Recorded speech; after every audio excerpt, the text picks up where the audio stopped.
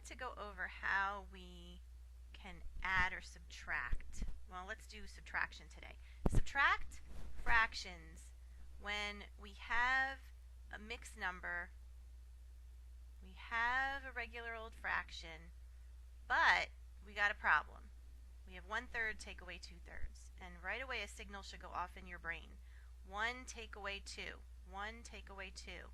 I can't do this, 2 take away 1, because I can't change the order of my numbers. Order in subtraction matters. So I have to keep them in order. The 2 has to say second. 1 take away 2. But notice there I have a 3. I can regroup just like when I subtract.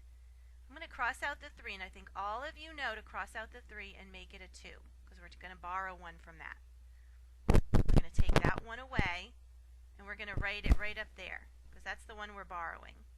But my issue here is I have 1, but I need my 1 to be in a form that has a fraction. I need a 3 in a denominator, because I'm going to add that 1 to 1/3. So how can I make a 1 whole thing into a fraction with a denominator of 3? How can I change this 1 into a fraction so that it has a 3 in the denominator? Well, how many pieces equal the whole thing? If I have 3 pieces, something broken into 3 pieces, 3 whole things would be 3 out of 3 pieces. So I'm going to cross out that 1, and I'm going to change it. I'm going to make it that 3/3, because 3/3 equals 1.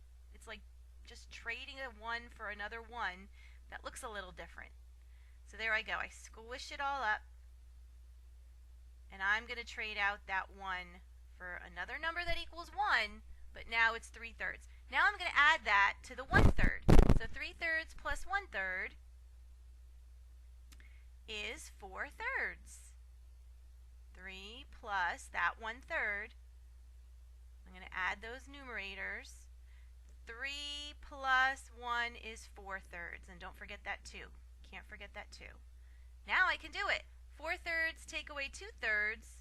My numerators can be subtracted. 4 take away 2 is 2. And remember, denominators stay the same. Don't forget this 2, because the whole number is important. So my answer to this is 2 and 2/3. So that's the regrouping way.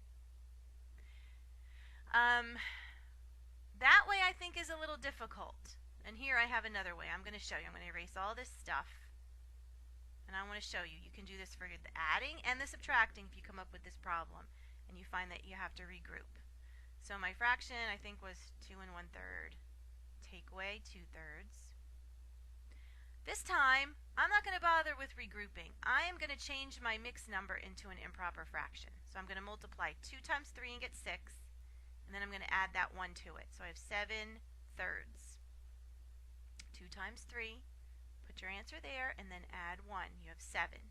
7, denominators stay the same. So I have 7/3. Or 7/3. Take away 2/3 is 5/3. How easy was that? I didn't have to do any regrouping. You can do this for addition and subtraction. Sometimes you have to regroup when you add too. Okay, so I have 5/3. I got a problem. The 5 is squishing the 3. I can't have 5 on the top and 3 on the bottom. That's improper. So I'm going to divide it. 5 divided by 3 equals, there's my whole number. I can use my calculator. Don't worry about anything after the decimal point. Look before that decimal point. 1 is my whole number. 3 goes into 5 one time.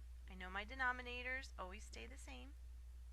So I got 2 of my numbers. 1 was the calculator. 1 just stayed the same. And now I'm just going to figure out, okay, I'm at 3. 1 times 3 is 3. I need to get up to 5. So I need 2 more.